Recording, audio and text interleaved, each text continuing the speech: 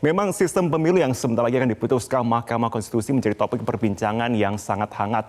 Bahkan beberapa hari yang lalu panas, bukan hanya di tatap muka namun juga di dunia maya. Dan untuk melihat seperti apa sentimen masyarakat terkait dengan isu ini, kami tampilkan untuk datanya pemirsa bagaimana potret digital warganet terhadap isu model sistem pemilu 2024 mendatang yang kami kutip dari Cakra Data. Yang pertama saya akan tampilkan terlebih dahulu mengenai grafiknya pemirsa. Kita melihat untuk grafiknya di sini terjadi ada peningkatan tren tepatnya di tanggal 9, 10, dan 11 Mei. Kenapa? Jadi dari data yang kami ambil dari periode 1 sampai 23 Mei 2023, total ada 2.594 percakapan digital atau bisa dikatakan percakapan panjang dengan thread, begitu ya, kalau kita lihat untuk media sosialnya.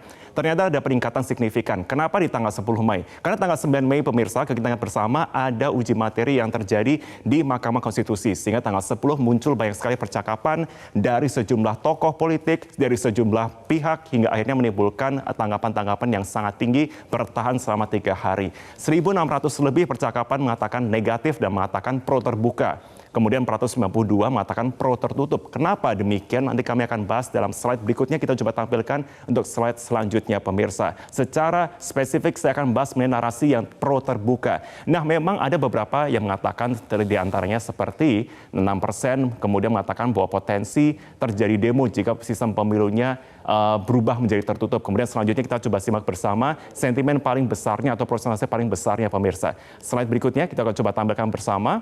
18% perubahan sistem pemilu dekat dengan wacana penundaan pemilu. Oke, tapi ada yang paling besar adalah pada grafik selanjutnya, 48% potensi penurunan partisipasi demokrasi jika proporsional tertutup. Kita saja masih terus menggenjot jumlah partisipan pada pemilu 2024 yang dinilai sudah menurun pemirsa berangkat dari periode sebelumnya. Bagaimana pula jika kemudian tidak sesuai dengan harapan rakyat semakin turun lagi. Jadi pemilu untuk siapa? Selanjutnya kita simak untuk grafik berikutnya juga yang memperlihatkan narasi warganet yang pro tertutup. Kenapa ya? 20% mengatakan sistem proporsional tertutup ini meningkatkan kualitas kaderisasi katanya. Kemudian paling tinggi 48%, sistem proporsional tertutup ini menghemat APBN. Tapi kemudian dalam thread tersebut dikatakan muncul sekali tanggapan-tanggapan dan juga sanggahan yang mengatakan, ya saya nggak mau repot saja. Kebanyakan seperti itu yang muncul untuk narasi warganet yang pro tertutup. Kita ke selanjutnya, slide yang menjadi sorotan juga pemirsa.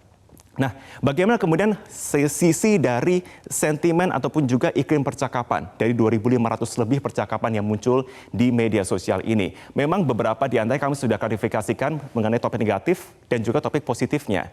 Negatifnya memang mengatakan kalau potensi terjadinya kericuhan jika MK putuskan sistem pemilu proporsional tertutup, muncul kericuhan juga, muncul keputusasaan juga. Masyarakat mengatakan saya malas kok gitu nggak mau ikutan partisipasi, udah terserah deh mau seperti apa saja.